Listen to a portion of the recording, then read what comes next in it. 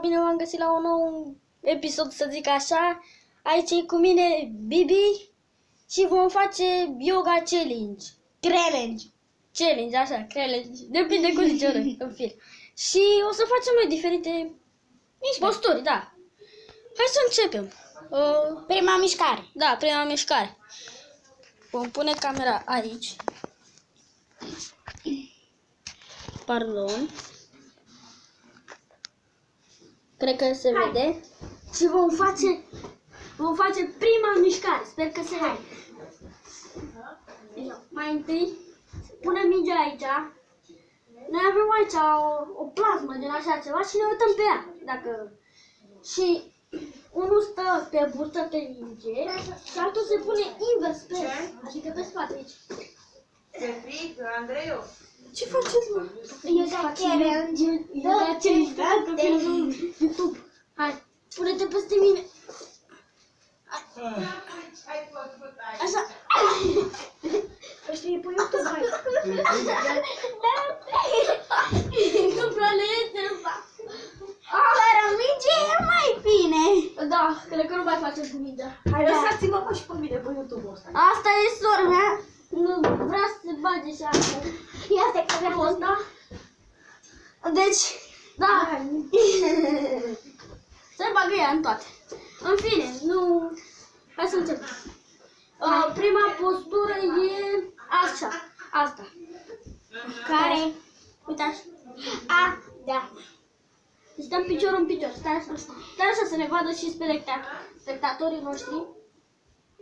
Așează-te așa. Uite acolo. Vezi tu așa? Hai, așează-te așa. Uite așa cum stau eu. Și ridică picioarele în sus. Trebuie să stai un pic. Talpă în talpă, piciorul în picior. Și ca mă stai. Nu. Și ca se spune triunghi. Asta e. Și eu mă duc așa și tu vrei așa. Da. În fine, dar nu facem pe tot că e foarte greu, deci, da. A doua postură. Unul stă așa și ea o să vină cu picioarele pe mine. Vino aici cu fața la mine. Cum? Pune picioarele aici. Băi, pe lângă. Pe lângă. Vino așa, pune-te așa cum stau eu. Nu, ridică. Și lasă-te jos. Și eu mă dau așa. Și ea se va pune așa. Și...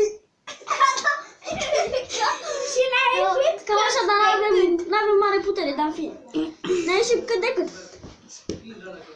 Da, și acum să facem mai Ultima mișcare. ultima mișcare, că nu vom filma. O să mai facem un filmuleț, doar că vom face gen, nu știu cum să vă zic. Mai este doar o mișcare.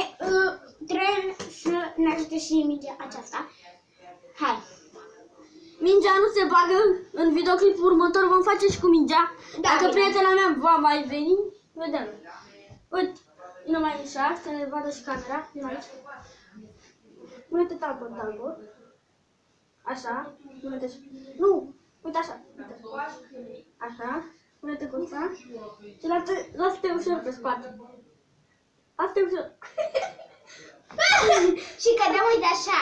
Nu. Vom face invers, că nu, să nu cădem. Și asta e faza. Dă în partea aia. Lasă-te pe spate pe puțin. Da!